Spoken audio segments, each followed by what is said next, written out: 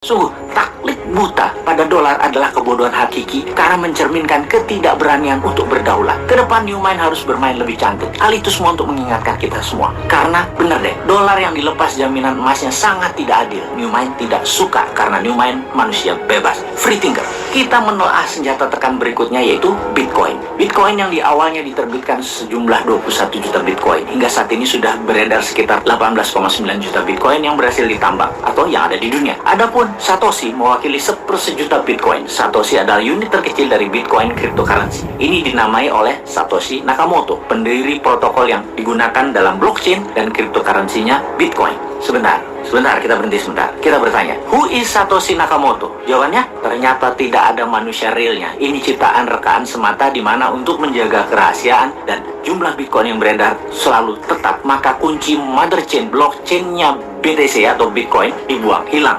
Jadi holy grail-nya cryptocurrency. Lalu kita teliti secara seksama, ternyata 70% transaksi awal-awal pembelian Bitcoin adalah akun-akun dari Rusia. Jangan-jangan memang mainannya Rusia. Nama Jepang-Jepangan ini hanya kamuflase. Sejarah Bitcoin sebagai alat tukar atau alat bayar itu pertama kali dipakai untuk membeli 2 loyang pizza. Kurang lebih nilainya pizza tersebut adalah $8. Dibayar dengan 10.000 Bitcoin. Bayangkan, pada 3 Januari 2009 Bitcoin diluncurkan kepada publik dengan harga 0,0008 per 1 Bitcoin. Lalu di tahun 2010 untuk pertama kalinya Bitcoin diperjualbelikan di luar dunia digital dengan sistem barter. Untuk 2 loyang pizza dibayar dengan harga 10.000 keping Bitcoin. Tahukah sahabat, 10.000 Bitcoin itu sekarang berapa? 1 Bitcoin saat ini sekitar 500 jutaan, alias 10.000 Bitcoin beli pizza termahal di dunia tersebut nilainya setara 5 triliun rupiah. Kembali ke Putin. Diduga banyak pengamat keuangan bahwa Bitcoin adalah Russian konspirasi untuk menyerang dolar. Rusia memang ingin menyerang supremasi keuangan dolar karena dianggap tidak amanah, tidak jujur, dan membodohi dunia. Bitcoin adalah sebuah rencana jangka panjang yang didesain menyerang hegemoni dolar, juga membuka fake informasi, fake edukasi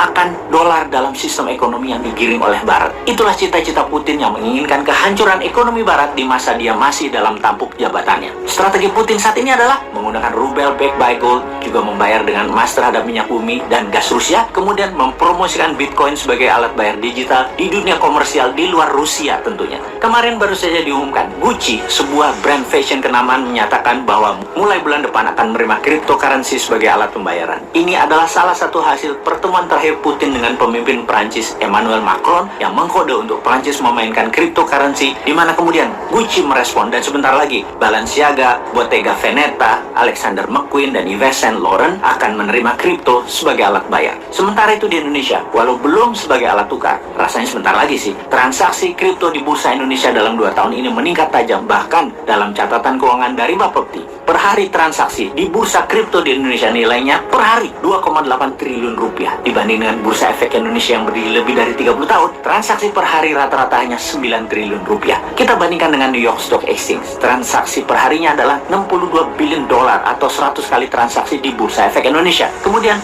jika kita membandingkan dengan transaksi Binance, bursa cryptocurrency terbesar di dunia, transaksi di Binance mendekati angka 80 billion dolar per hari, di atas New York Stock Exchange yang berdiri sudah 100 tahun sebelum Binance. Cryptocurrency mulai bertaring, apalagi ketika mulai dipakai sebagai alat bayar. Akan lebih besar lagi volume dagang kripto ini. Kalau mengingat tentang sejarah uang seperti informasi video Bosman sebelum ini, maka cryptocurrency, NFT adalah tablet dan barter versi 2.0. Kembali ke topik. Serangan balik oleh Rusia dengan rubel backed by gold, transaksi emas, dan Bitcoin sebagai alat bayar komersial digital dunia, maka akan membuat dolar panas dingin. Pertanyaannya, Putin akan dikadafikankah? Atau akan di perang dunia ketiga kankah? Atau di-cancerkan? Kalau Indonesia,